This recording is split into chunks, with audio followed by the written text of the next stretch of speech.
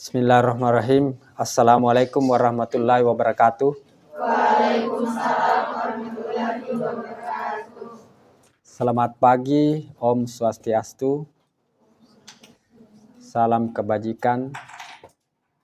Pertama-tama, marilah kita bersama-sama menjadikan puji dan syukur kehadirat Tuhan Yang Maha Kuasa atas segala karunia yang telah diberikan kepada kita sehingga pada pagi hari ini kita bisa dapat melaksanakan perkuliahan yang ke-15 pada mata kuliah pengantar bisnis. Adapun topik bahasan yang akan kita jelaskan pada pagi hari ini yaitu etika bisnis dan tanggung jawab sosial perusahaan. Sebelum kita lanjut, marilah kita berdoa sesuai agama dan keyakinan kita masing-masing. Berdoa dimulai.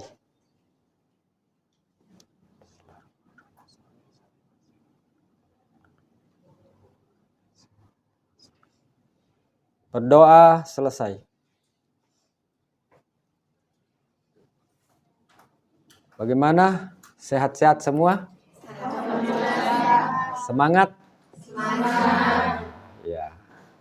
Jadi kita di dalam perkuliahan ini harus kita semangat terus supaya nanti kita juga mendapatkan hasil yang maksimal. Kalau kita tidak semangat, maka kita tidak bisa mendapat hasil apa yang kita harapkan.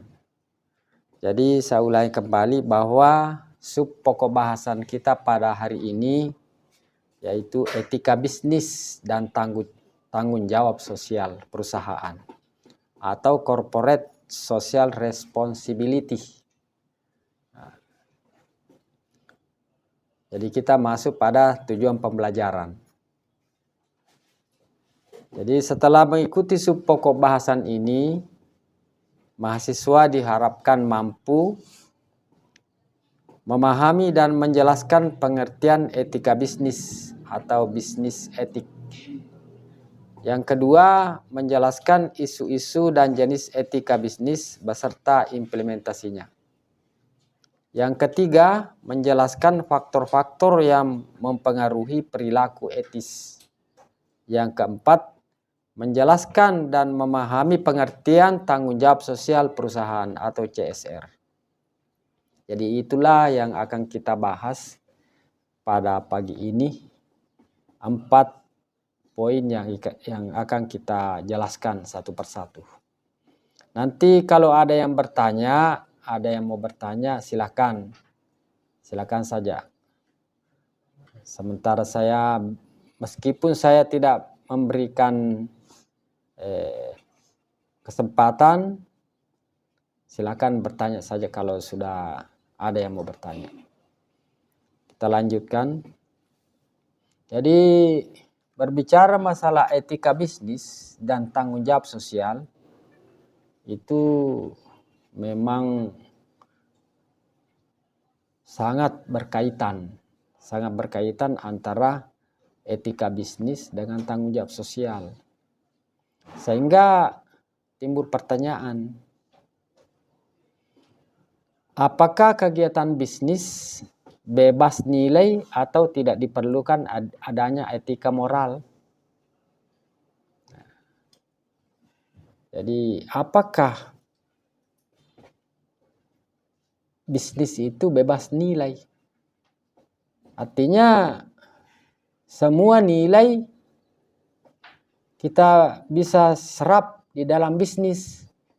Apakah nilainya kita mengurangi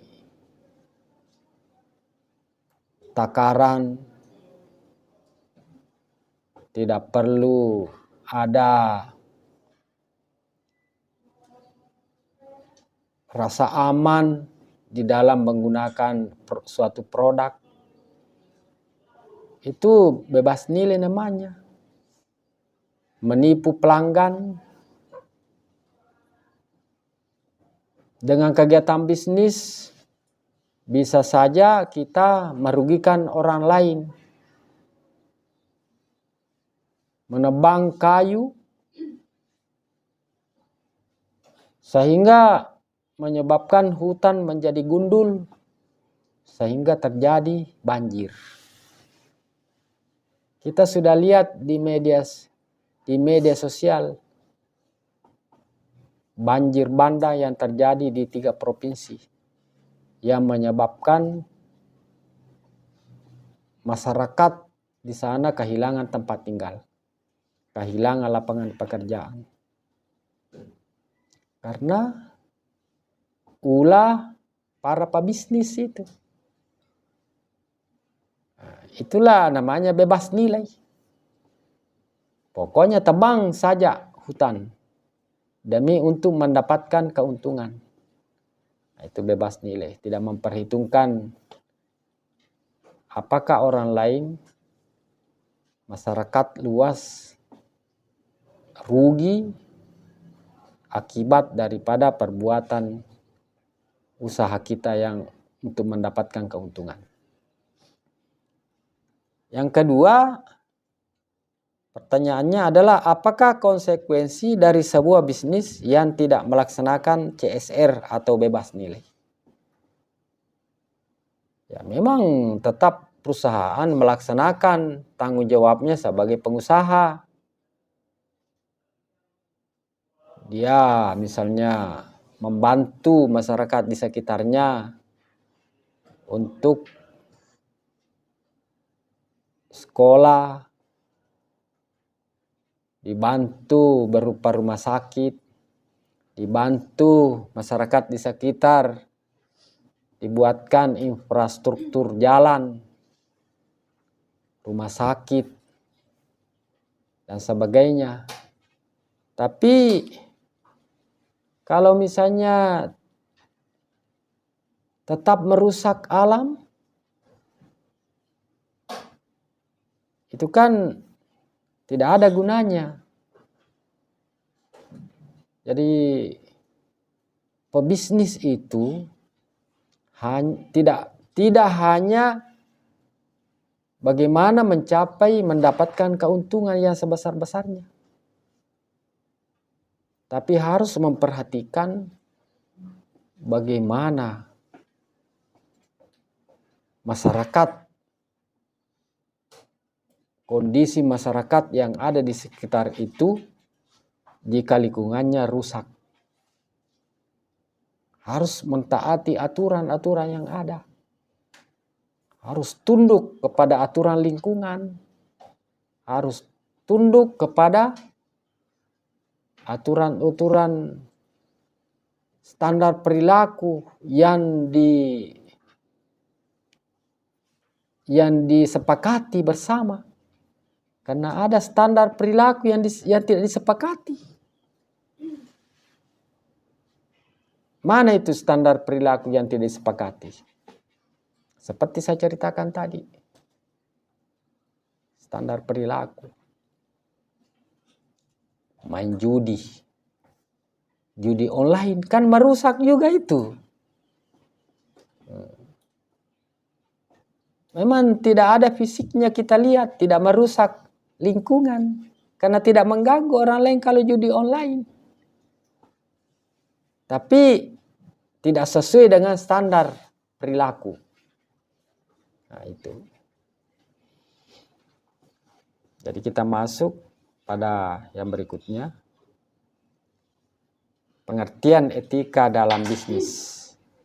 Jadi kita sudah tadi jelaskan mengenai etika, perilaku etis. Jadi sekarang kita melihat pengertian daripada etika itu. Supaya kita lebih jelas. Jadi menurut Bukhari Alma 2010, etika diartikan sebagai suatu perbuatan standar of conduct yang memimpin individu dalam membuat keputusan.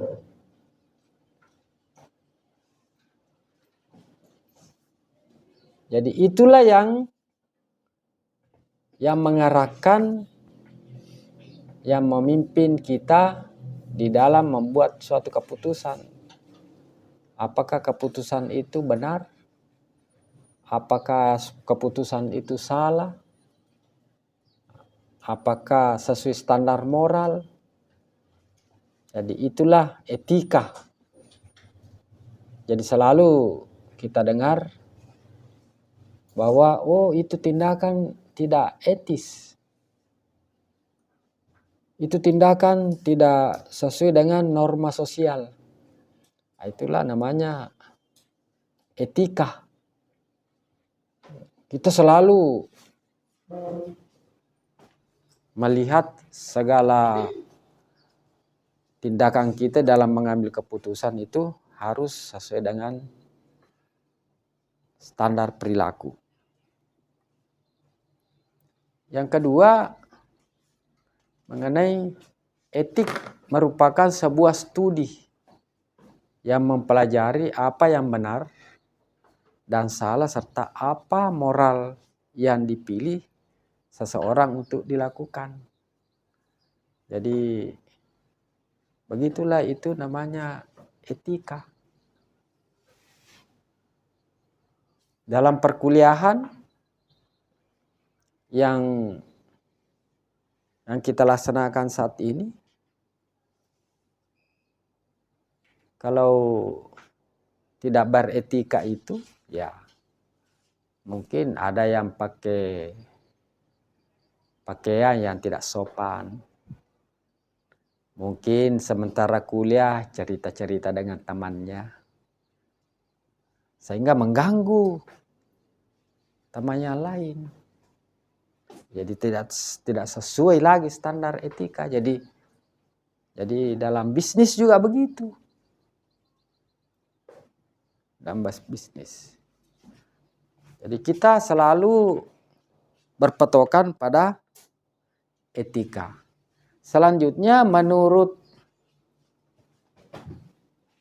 Bertens, etika bisnis jadi adalah studi tentang aspek-aspek moral dari kegiatan ekonomi dan bisnis. Jadi tempo hari kan pada perkuliahan yang lalu kita membahas tentang perencanaan bisnis. Bagaimana mengembangkan bisnis. Kita sudah diskusi membahas itu.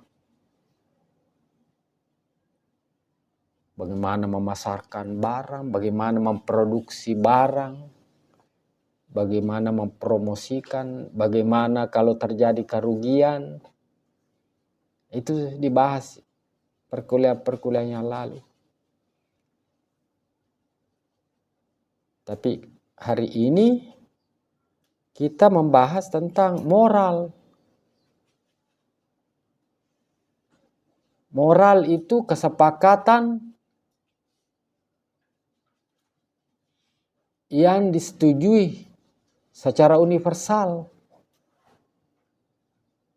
Jadi disetujui oleh semua orang di dunia ini. Itu namanya standar moral. Di dunia ini tidak ada manusia yang senang kalau mencuri. Tidak ada. Atau dia mengatakan, saya bekerja di perusahaan Anda, tapi saya nanti mau korupsi. Tidak ada yang setuju itu, meskipun dia minta izin. Atau ada juga yang menggunakan standar ganda. Dia mencuri, dia melakukan perbuatan yang tidak bermoral, tapi untuk kebutuhan keluarganya atau kebutuhan orang lain yang membutuhkan. Itu tidak boleh juga, kan ada yang begitu. Saya mencuri buku karena untuk saya bagi-bagikan kepada mahasiswa saya. Itu tidak benar juga. Pokoknya namanya seperti itu yang tidak dibenarkan. Tapi ada juga yang membenarkan seperti itu. Ada juga pendapat. Kita lanjut. Menurut William M. Pride et al., etika bisnis adalah penerapan standar moral untuk situasi bisnis. Jadi pokoknya harus standar moral. Tidak bisa kita berbisnis begitu saja. Harus sesuai standar moral. Bisa dipahami sampai di sini? Bisa. Yang kedua adalah kita akan membahas tentang isu-isu etika bisnis. Isu-isu muncul dari hubungan bisnis dengan investor, pelanggan, karyawan, kreditor, atau pesaing. Di sini kita lihat investor menginginkan manajemen mengambil keputusan keuangan yang masuk akal untuk meningkatkan penjualan, keuangan, dan tingkat pengembalian investasi mereka. Jadi itu isu-isu bisnis terkait dengan investor. Kalau terkait dengan karyawan, itu karyawan menuntut untuk diperlakukan secara adil dalam perekrutan, promosi, dan keputusan kompensasi. Itu yang masalah atau isu-isu yang terkait dengan karyawan. Itu kan biasanya terjadi demo. Karyawan itu turun di jalan. Jadi istilahnya parlemen jalanan. Turun di jalan menuntut kepada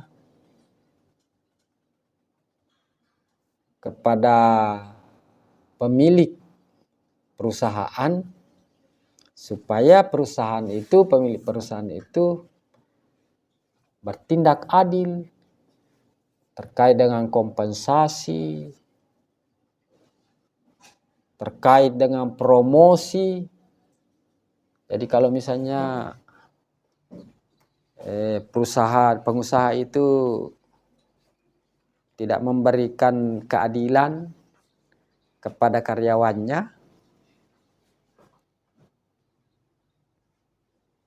promosinya tidak diperhatikan, rekrutan juga, seleksi, harus menuntutlah karyawan kepada pimpinannya supaya pimpinan itu berlaku adil terhadap karyawan. Begitu. Yang berikutnya adalah pelanggan juga menuntut produk yang aman, andal, dan terjangkau harganya. Jadi sebenarnya etika bisnis itu bagus sekali. Pelanggan bisa menuntut.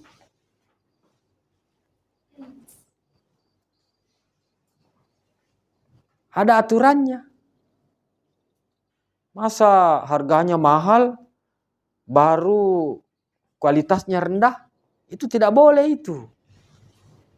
Ada kan biasa pengusaha begitu. Produk begitu mahal. Mungkin karena baru datang, baru kelihatan itu barang yang dijual mahal. Pada sebenarnya modalnya kecil sekali. Itulah sehingga pengusaha itu, produsen itu, dia akan menulis kandungan daripada suatu produk. Produk ini mengandung misalnya gula, mengandung terigu kalau kue, mengandung mentega, mengandung ini, mengandung minyak. Supaya konsumen itu bisa menilai sekian gram. Masa kue begini kecilnya, roti boy. Harganya misalnya 10.000. Kan mahal. Tapi kalau roti pawa, harganya kan cuma berapa? 2.000 rupiah. Mengandung gula merah, ada kelapanya, ada gula, ada menteganya sedikit. Gitu. Yang berikutnya adalah pesaing berharap praktek persaingan perusahaan menjadi adil dan jujur. Nah, ini yang banyak terjadi, yang tidak diperhatikan. Kita lihat sekarang perusahaan-perusahaan besar, retail modern. Dia mematikan retail yang kecil. Karena retail modern itu ada aturannya. Ada juga dia punya etika. Tidak boleh dia menjual sampai jam 10 malam. Pagi juga tidak boleh terbuka dia di bawah jam 8. Jadi dia buka itu harus jam 8 ke atas. Tidak boleh dia buka jam 6. Karena kenapa? Ada etikanya. Diatur oleh kementerian. Saya tidak tahu kementerian koperasi yang mengatur itu dan usaha kecil. Karena untuk melindungi. Begitu juga retail modern. Tidak boleh terlalu menyebar di dalam suatu wilayah. Misalnya wilayah kecamatan. Harus dibatasi. Sekarang kan tidak teratur. Masa satu kecamatan retail modern ada sampai 10. Bahkan lebih 10 retail modern. Akhirnya pengusaha kecil menengah itu yang kecil-kecil itu mati. Ada istilahnya, hidup segan, mati tak mau. Yang pengecer-pengecer kecil itu, kios-kios kecil itu, mati dia dengan sendirinya. Karena ada etika persaingan itu yang tidak diterapkan oleh pemerintah. Coba kita lihat. Akhirnya banyak pengangguran. Pemerintah tidak sadar. Khususnya Menteri Koperasi dan Usaha Kecil dan Menengah. Kementerian itu diadakan untuk melindungi yang usaha mikro kecil itu. Bukan membunuh. Bagaimana kalau begitu? Memang penting ini. Etika. Mulai dari investornya, karyawannya, pelanggannya, pesaing harus juga bersaing. Adil dan jujur. Masa mau bersaing antara motor dan mobil? Kan tidak bisa. Kencangnya itu mobil, baru motor 2 roda saja mau bersaing dengan 4 roda. Pesawat mau bersaing dengan kapal laut. Bisa harus adil. Begitu, itulah namanya adil dan jujur. Kita masuk pada beberapa isu etika bisnis. Ada beberapa isu.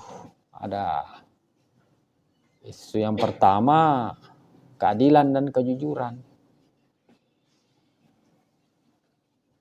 Jadi pengusaha itu yang adil dan jujur itu mematuhi hukum dan peraturan.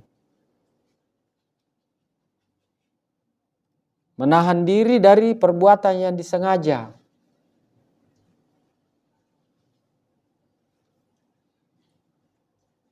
Jadi saya sudah singgung tadi, pengusaha yang kalau tidak mematuhi hukum dan peraturan itu seperti itu tadi saya ceritakan. Sembarang saja dia buat.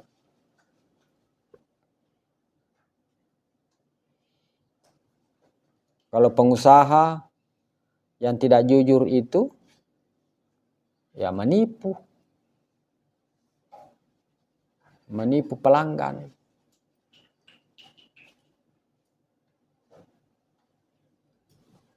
Produknya, kandungan produk itu tidak ditulis atau biasa juga ditulis tapi tidak sesuai. Katanya tidak mengandung glukosa, tapi ternyata ada. Mengandung katanya kedelai, padahal tidak. Jadi itu pengusaha, produsen yang tidak adil dan tidak jujur. Ada juga hubungan organisasional. Jadi hubungan organisasional ini, seorang pengusaha mungkin tergoda untuk melakukan kegiatan yang mementingkan kesejahteraan dirinya daripada kesejahteraan orang lain. Jadi dia itu berbuat seenaknya saja untuk kebutuhan kesejahteraannya saja. Tidak memperhatikan kesejahteraan orang lain. Dia saja yang mau sejahtera. Dia mau saja enak. Itu namanya hubungan organisasional. Biar orang lain katanya setengah mati. Yang penting katanya saya menikmati. Itu namanya sudah diatur itu mengenai etika bisnis. Nah, ini konflik kepentingan. Hampir sama.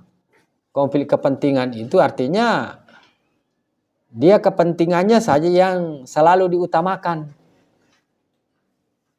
Selalu diutamakan.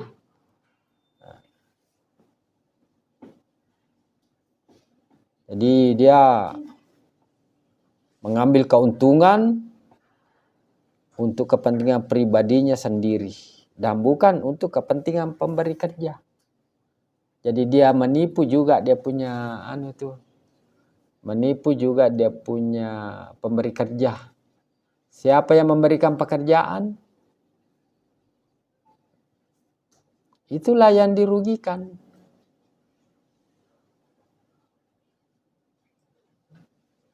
Akhirnya perusahaan mengalami kebangkrutan. Setelah bangkrut perusahaan, sudah. Tidak ada pekerjaan. Tidak ada lagi. Jadi itulah sebenarnya kalau terjadi konflik kepentingan berbahaya. Karena akan menyebabkan perusahaan itu menjadi bangkrut. Coba. Harus memang kita sebagai calon-calon sarjana manajemen, nanti jadi pengusaha, jadi karyawan, atau jadi manajer, ya jadi manajer yang baik. Jangan selalu mau mengambil keuntungan yang bisa merugikan pemberi kerja. Begitu. Nah, kalau yang tadi itu hubungan organisasional itu, ini pengusaha, ya jadi perbedaannya tadi itu. Pengusaha ini pimpinan atau manajer ini selalu mau mementingkan dirinya di atas kepentingan organisasi atau orang lain. Itu. Kalau yang ini dia konflik kepentingan, dia selalu mengambil keuntungan untuk kepentingan pribadi sendiri yang bisa merugikan pemberi kerja. Itu namanya konflik kepentingan. Jadi biasa kita dengar toh ada konflik kepentingan. Di mana-mana itu biasa terjadi konflik kepentingan antara pekerja dan pemberi kerja.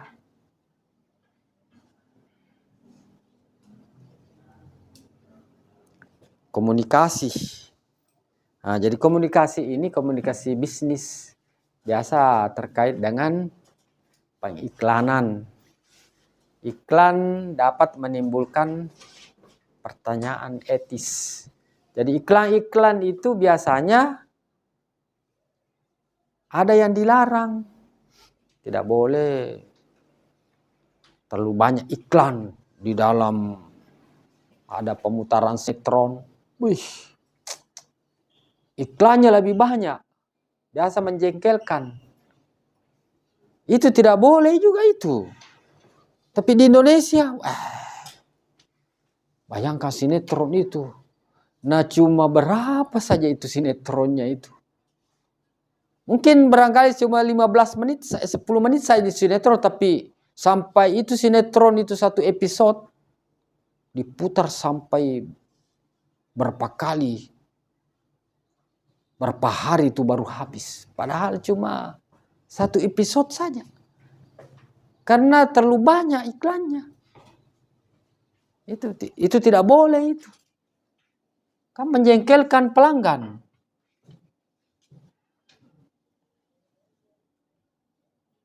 Ada juga iklan palsu.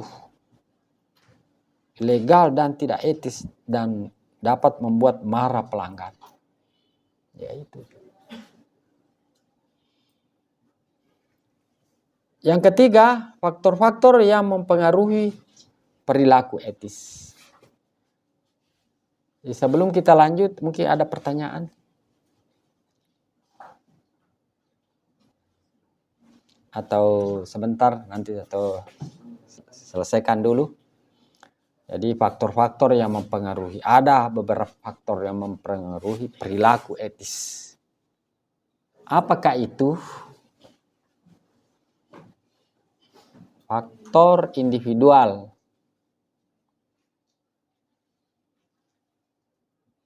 Jadi faktor individual ini adalah pengetahuan individu tentang sebuah isu. Nilai-nilai pribadi.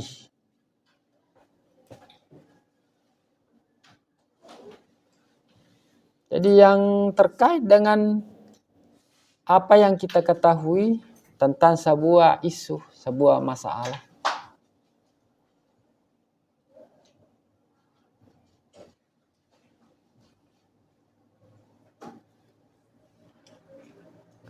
Nilai-nilai pribadi.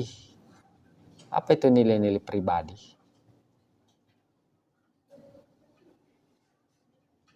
Yang terkait dengan kita punya nilai-nilai yang misalnya mungkin kita mahasiswa. Bagaimanakah nilainya kita sebagai mahasiswa?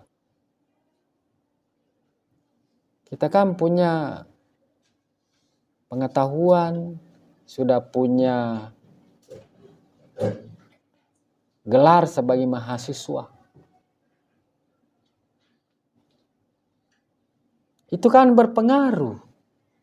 Kalau kita sebagai mahasiswa, pasti kita punya perilaku itu sudah berbeda dengan kalau bukan mahasiswa. Itu namanya nilai-nilai pribadi. Ada juga tujuan pribadi. Pokoknya yang terkait dengan faktor-faktor individu.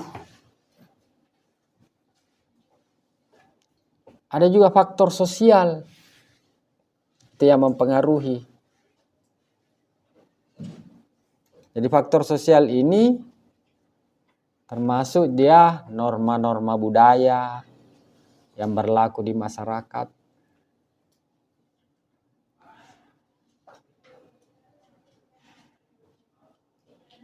Rekan kerja itu bisa mempengaruhi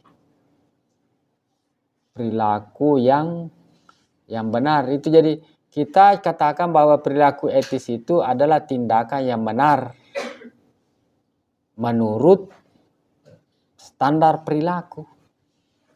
Jadi selalu kita ingat itu. Kalau kita berbicara perilaku etis itu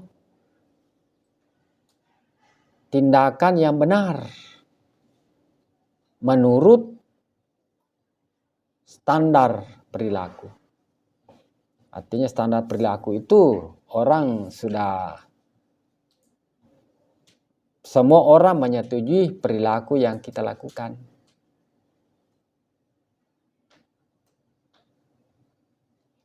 Sudah umum. Tapi ada juga yang menyatakan bahwa korupsi itu, bahwa penerimaan pegawai itu di pemerintahan itu sudah rahasia umum. Menggunakan orang dalam, ordal. Tapi tidak ada itu yang mau mengakui, tidak ada. Karena kan itu tidak etis itu. Masa mementingkan saja keluarganya? Mumpun ada ordal di dalam, ya masuk saja jadi P3K. Meskipun tidak pernah honor, langsung masuk P3K. Langsung masuk P3K paruh waktu. Karena ada ordal di dalam. Itu. Apakah itu perilaku etis kah itu namanya? Tidak toh. Kan kita tidak setuju itu, tidak adil. Tidak sesuai dengan norma budaya.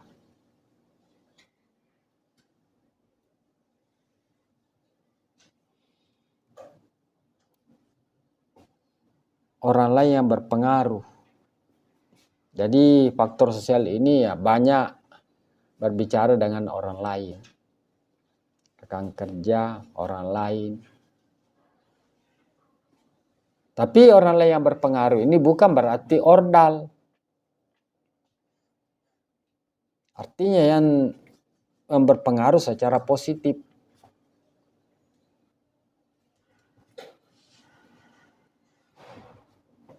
Mengenai penggunaan internet juga itu disinggung di faktor sosial. Ada juga faktor kesempatan atau peluang. Faktor kesempatan ini adanya peluang.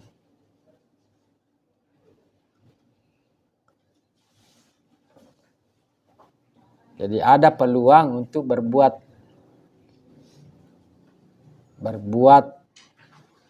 etis atau tidak etis. Kalau tidak ada peluang, bagaimana? Ada kesempatan, kebetulan tidak ada orang, ya tidak ada orang yang lihat, berbuatlah di situ.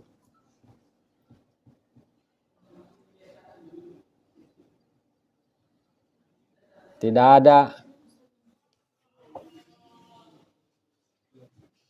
ada yang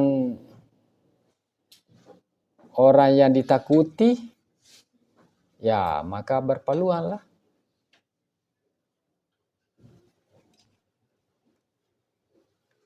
Ada juga kalau misalnya kode etik.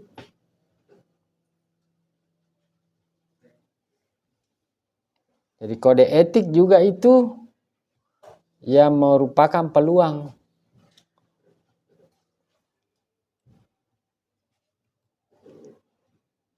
Penegakan, artinya penegakan hukum. Jadi itu yang berpengaruh juga terhadap perilaku etis itu, karena mungkin penegakan hukum tidak ada. Artinya penegakan hukum itu yang dipilih-pilih. Dipilih saja. Oh ini karena tidak ada ordal, ya ini yang bisa dikena sanksi. Kalau yang satunya ini ada yang bisa melindungi, maka tidak kena. Jadi penegakan hukumnya itu lemah. Jadi itu yang mempengaruhi perilaku etis. Seperti kita di Indonesia kan banyak begitu. Lemah namanya penegakan hukum. Akhirnya karena lemahnya penegakan hukum, maka banyak yang melanggar standar perilaku yang ada. Yang keempat adalah mendorong perilaku etik. Bagaimana kita mendorong perilaku yang standar itu? Jadi mungkin waktunya kita sudah hampir selesai. Setengah jam saja kita dalam pemberian materi. Nanti setelah itu kita diskusi. Jadi peran pemerintah dalam mendorong perilaku etik. Jadi pemerintah itu bagaimana supaya menjadi contoh di dalam mengimplementasikan itu perilaku standar. Jangan menjadi contoh untuk melakukan perbuatan yang melanggar standar perilaku. Tapi kalau kita di Indonesia bagaimana? Nanti kita lihat. Banyaknya pejabat yang melanggar standar perilaku. Yang seperti itu tadi. Ya, tidak adil dalam memperlakukan karyawan. Mau menegur pengusaha yang melanggar standar perilaku, tapi pemerintah sendiri yang melanggar juga. Jadi siapa yang mau menegur dan siapa yang ditegur?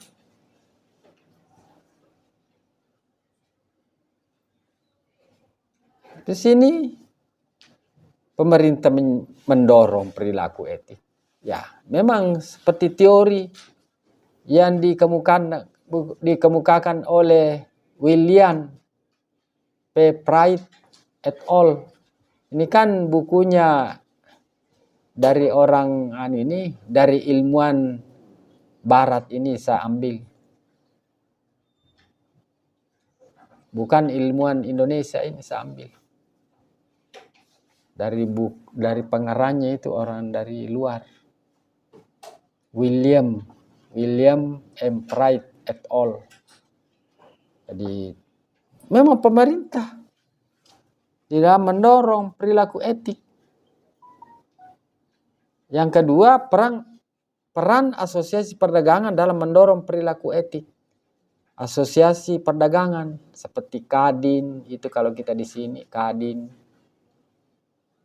Kamar Dagang dan Industri, itu namanya asosiasi perdagangan yang terbesar di Indonesia.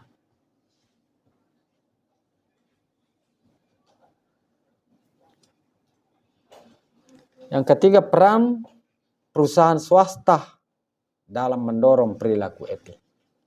Termasuk juga perusahaan. Jadi kita percepat saja, kita masuk pada tanggung jawab sosial perusahaan, CSR.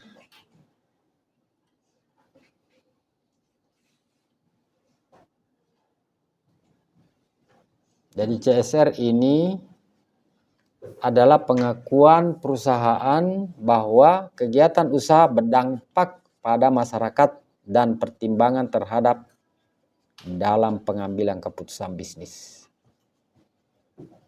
Jadi bagaimana dampak daripada usahanya itu terhadap masyarakat? Apakah bermanfaat atau merugikan?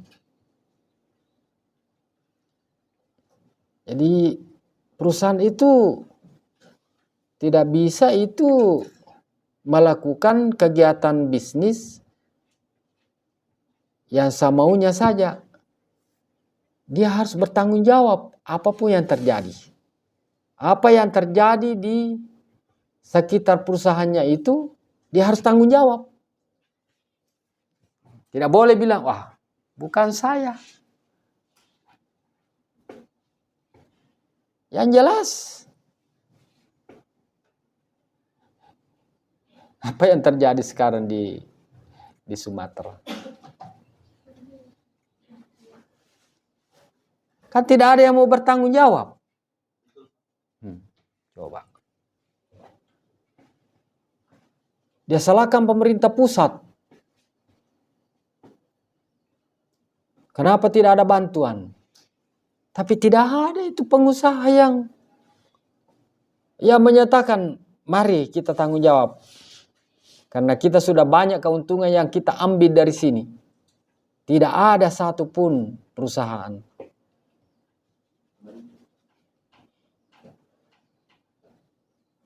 Bagaimana kira-kira kalau begitu modelnya Indonesia? Jadi sapi perah saja kita. Indonesia ini jadi sapi perah. Diambil kekayaannya, dibawa ke luar negeri. Baru ampasnya di sini. Itu kan minyak sawit itu kan diekspor. Dibeli murah di sana itu. Tapi apa yang terjadi? Kita punya lingkungan alam hancur. Ini menyusul lagi daerah-daerah lain. Menyusul nanti Kalimantan.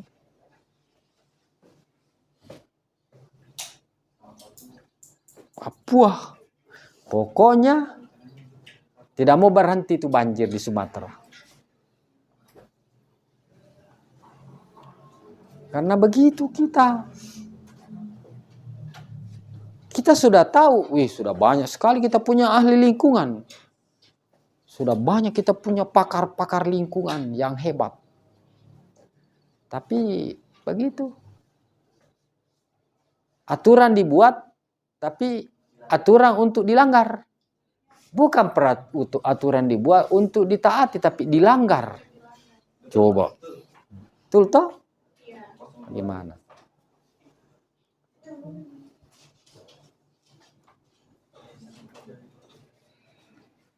Jadi kita masuk pada yang terakhir, konsumerisme. Konsumerisme ini terdiri atas semua kegiatan yang dilakukan untuk melindungi hak-hak konsumen. Jadi konsumen itu dilindungi oleh semua pengusaha. Ini teorinya dari orang luar negeri. Itu di luar negeri bagus. Di sana itu tidak terjadi ada banjir bandang seperti kita. Di sana itu banjir memang betul-betul memang asli toh asli. Kalau kita di sini tidak. Karena dulu kan tidak seperti itu. Waktu masih bagus hutan. Jadi itu konsumen harus dilindungi. Bagaimana cara melindungi? Ada namanya gerakan konsumen. Dia kategori. Perlindungan lingkungan, kinerja, keselamatan produk. Jadi itu. Keterbukaan informasi. Jadi harus kita terbuka terhadap kepada konsumen. Ada 5 hak dasar konsumen. Jadi ini konsumen punya hak dasar. Yang pertama, hak atas rasa aman. Jadi nanti kita, anak-anakku sekalian ini kalau sudah jadi pengusaha atau duduk di DPR, harus dia melindungi konsumen, melindungi rakyat, memberikan rasa aman kepada rakyat, kepada konsumen, memberikan informasi. Jadi keterbukaan informasi kepada konsumen. Semua produk-produk yang kita hasilkan itu betul-betul aman. Kita informasikan semua. Betul-betul layak digunakan. Konsumen harus mempunyai hak memilih. Ada kalanya itu konsumen itu dipaksa harus beli itu karena tidak ada yang lain. Ya tidak bisa itu pengusaha mentang-mentang dia berkuasa, dia monopoli. Pokoknya bensin itu, BBM itu hanya satu macam. Hanya Pertamax saja. Tidak ada Pertalite. Tidak ada bensin murah. Ya tidak bisa begitu. Itu sebenarnya gerakan mahasiswa dibutuhkan supaya memprotes pemerintah kalau misalnya BUMN itu, masa tidak ada bensinnya murah? Tidak boleh, mahal semua. Sama juga beras. Ada beras medium, ada beras premium, ada beras super, ada beras super. Tidak boleh memaksa konsumen harus beli itu. Coba pergi di warung segala macam tuh. Ada sate, kalau ada lagi uang. Kalau tidak ada lagi uang, kita makan lagi yang murah lagi. Mungkin somai saja kita makan. Atau tempe saja kita makan. Kalau di Jogja itu ada namanya nasi kucing. Ya, 5.000 rupiah sudah bisa makan dengan kerupuk.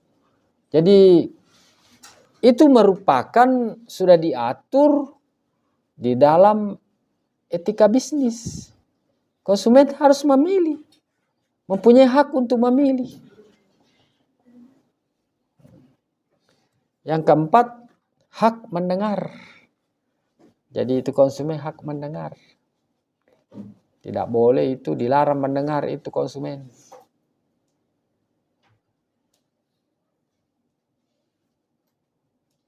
Diberikan suatu informasi. Yang kelima, hak tambahan konsumen. Jadi saya kira sampai di sini. Terima kasih atas segala perhatiannya. Jika ada yang mau bertanya silakan. 3 orang nanti kita bahas pertanyaannya. Silakan. Ya, Serdi. Silakan Serdi dulu. Ya. Apa manfaat menerapkan etika bisnis bagi perusahaan? Oh, manfaat. Apa manfaat penerapan bagi pengusaha? Jadi manfaat penerapan etika bisnis itu dari pengusaha, apa manfaatnya kepada konsumen? Ya, maksudnya begitu. Manfaat memang itu pengusaha itu jika tidak menerapkan tidak menerapkan etika bisnisnya itu, maka konsumen akan mengalami kerugian. Misalnya, seperti saya sudah jelaskan tadi, kalau misalnya pengusaha menipu konsumen dengan menjual barang yang kadaluarsa, karena tidak ada tanggal kadaluarsanya itu barang yang diproduksi. Kan itu expired itu kan ditulis. Tapi ada juga itu dulu itu barang tidak ada expirednya. Atau mungkin barang itu expirednya terlalu lama. Akhirnya barang itu sebenarnya belum expired di tanggalnya, tapi barang itu sudah rusak. Itu sebenarnya kan tidak etis juga itu begitu. Yang kedua, yang perlakuan yang tidak etis biasa bagi pengusaha. Barang itu terlalu mahal.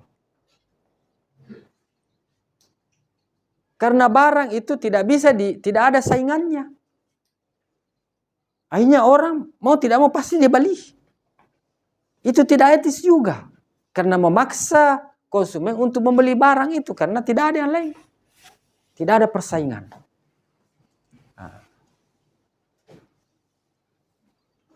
Mau ke sebelah sama harganya. Mau kayak pengusaha yang lain sama saja. Mereka bersatu. Itu kan menipu konsumen. Itu tidak etis juga. Tujuannya itu untuk mendapatkan keuntungan yang sebesar-besarnya. Jadi banyak manfaat yang diterima oleh konsumen jika produsen itu atau pengusaha itu menerapkan perilaku etis di dalam usahanya, usaha bisnisnya. Bagaimana, Serdi? Jelas? Ya, jelas. Yang kedua, Mustaqim. Silakan, Mustaqim. Terima kasih, Pak. Saya ingin bertanya tentang bagaimana peran etika dalam berbisnis itu untuk membangun kepercayaan terhadap konsumen dalam suatu usaha atau perusahaan, dan Pak, apa perbedaan antara suatu bisnis yang fokus pada keuntungan dan bisnis yang berlandaskan etika gitu. Istilahnya kayak dia membedakan ini lebih fokus ke keuntungan dan yang si B dia berlandaskan dengan etika. Apa yang membedakan? Oh iya.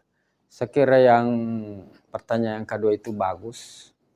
Artinya ada memang pengusaha itu dia itu berlandaskan pada etika. Dan ada juga pengusaha yang hanya keuntungan saja. Ya keuntungan saja. Nah, itu. Jadi membeda. Pengusaha yang mengejar hanya keuntungan, dia tidak memperhatikan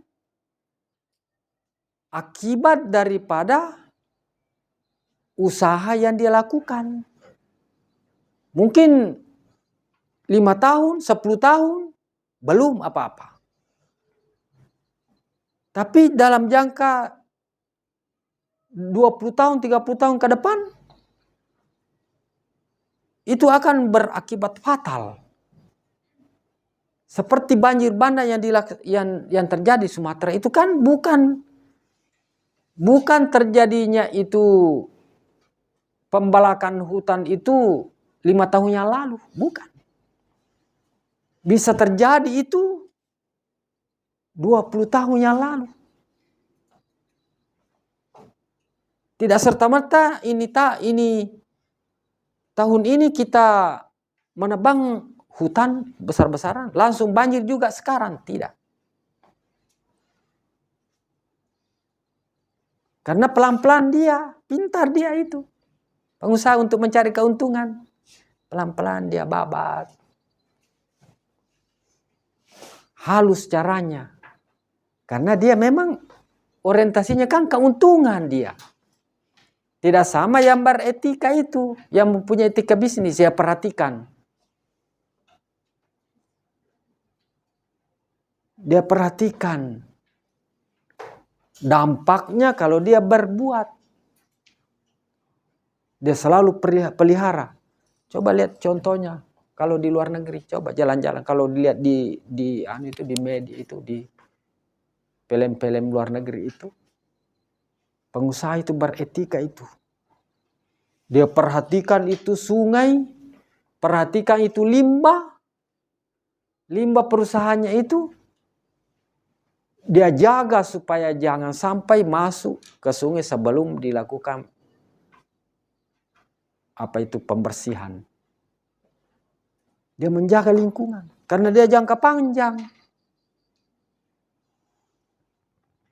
Pabrik kertas di sana itu tidak seperti di sini pabrik kertasnya.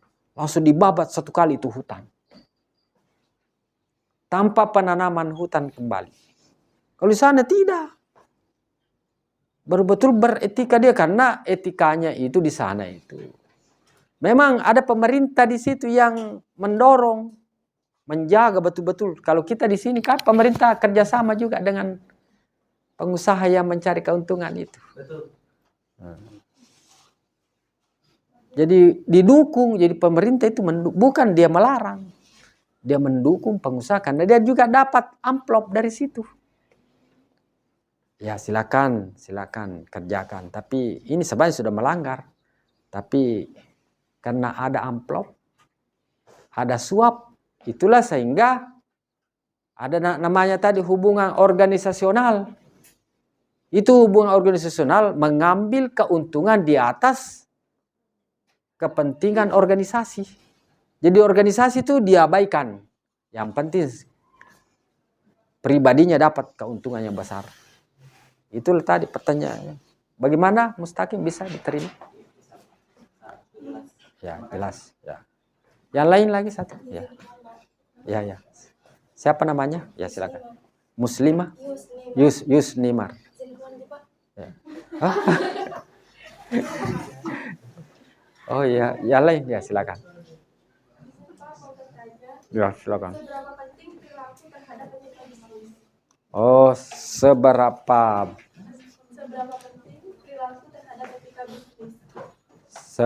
penting perilaku terhadap etika bisnis? Bagus sekali pertanyaannya. Jadi perilaku itu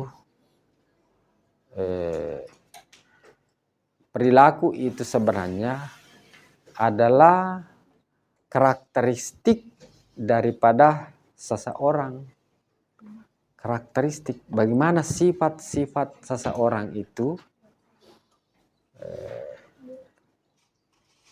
Jadi sehingga sifat-sifat seseorang itu di dalam berbisnis itu sangat menentukan, sangat penting. Kalau perilakunya itu baik, maka dia akan menjalankan bisnis dengan baik. Jadi itu memang perilaku dibutuhkan di dalam sebuah organisasi. Perilaku organisasi itu ditentukan oleh perilaku kelompok. Sedangkan perilaku kelompok, baik tidaknya perilaku kelompok tergantung daripada perilaku individu. Sedangkan perilaku individu ditentukan lagi oleh karakteristik atau sifat-sifat individu itu sendiri. Ada sifat-sifat individu itu menurut teori Goldberg itu ada sifat kepribadian individu itu yang disingkat dengan osean.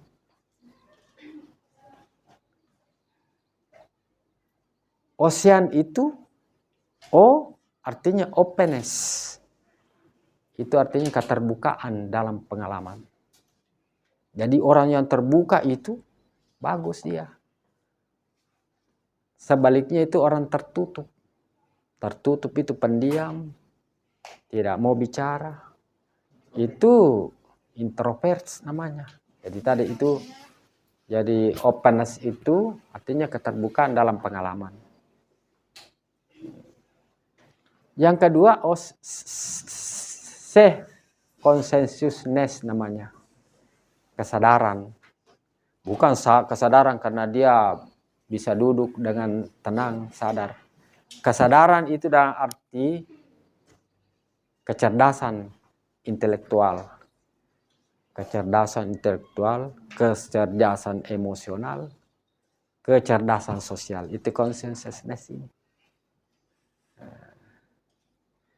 Yang ke E-nya itu extravert.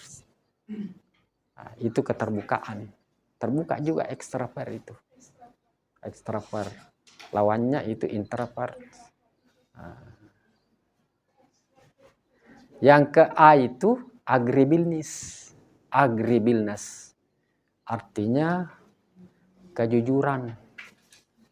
Jadi itu perilaku, jadi karakteristik orang-orang itu, individu itu. Agreeableness. Yang terakhir itu N, karena Ocean tadi itu neurotism. Jadi orang yang sifat neurotism itu kestabilan emosionalnya tidak tetap. Ada kalanya dia langsung marah. Jadi termasuk dia kepribadian yang rendah. Yang suka marah-marah itu. Jangan itu menganggap kepribadian itu yang top. Sedikit-sedikit mengamuk. Biasa kalau minta uang sama mamanya, mengamuk itu. Itu anak-anak biasa mengamuk toh. Kalau tidak dikasih, dia guli dirinya. Gitu. Itu kepribadian yang rendah itu, marah. Jangan anggap itu orang suka mengamuk-mengamuk itu, marah-marah itu kepribadian rendah itu. Rendah sekali. Biar juga dalam agama.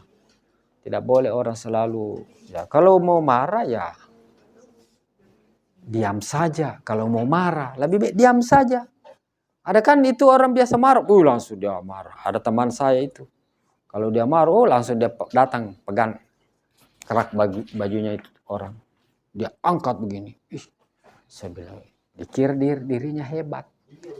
Padahal itu tidak hebat itu, orang begitu.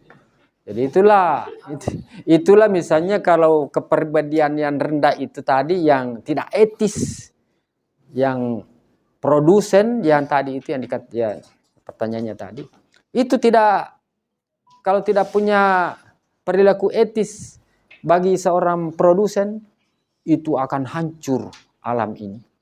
Kalau produsen itu hancur alam ini kalau produsen yang tidak punya perilaku etis. Karena dia hanya untuk kepentingan dirinya sendiri. Dia bekerja berdasarkan emosi. Dia bekerja atas nama amarah. Nah, bukan dia berdasarkan kecerdasan emosional dan kecerdasan intelektual dan kecerdasan spiritual. Ya, itu. Bagaimana? Jelas? Sekira perkuliahan kita pada hari ini kita akhiri. Karena waktu kita, sebelum kita mengakhiri perkuliahan kita, saya ucapkan banyak terima kasih kepada saudara-saudara yang telah hadir tepat waktu pada hari ini. Daftar hadir kan tadi sudah diisi. Jadi terima kasih atas segala perhatiannya. Sebelum kita menutup perkuliahan pada hari ini, marilah kita berdoa sesuai dengan agama kepercayaan masing-masing yang dipimpin oleh saudara Mustaqim. Ya, silakan Mustaqim. Baik, sebelum kita meninggalkan ruangan, marilah kita berdoa menurut agama dan kepercayaan kita masing-masing. Doa dimulai.